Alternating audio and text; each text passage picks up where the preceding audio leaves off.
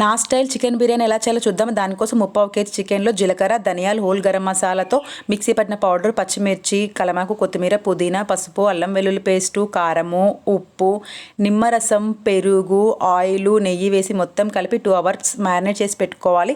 ప్రిపరేషన్కి 1/2 hour ముందు బాస్మతి బియ్యాన్ని కడిగి పక్కకు పెట్టుకోవాలి 3/4 కేజీ. అలాగే ఫ్రైడ్ ఆనియన్స్ ప్రిపేర్ చేసుకొని హాఫ్ ఇందులో వేసి హాఫ్ పక్కకు పెట్టి వాటర్లో కలమాకు, కొత్తిమీర, పుదీనా, ఉప్పు, హోల్ గరం మసాలా, ధనియా పౌడర్ వేసి బియ్యం వేసి ఉడకనివ్వాలి.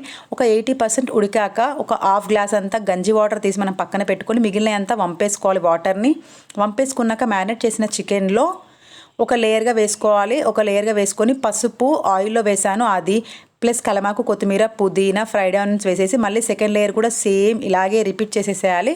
తర్వాత మన గంజి వాటర్ని కూడా గిన్నె వంట పోసి ఒక 5 మినిట్స్ హై ఫ్లేమ్ పెట్టి మళ్ళీ బంద్ చేసి పెంక పెట్టి ఒక 5 మినిట్స్ హై ఫ్లేమ్, 20 మినిట్స్ లో ఫ్లేమ్ పెడితే రెడీ.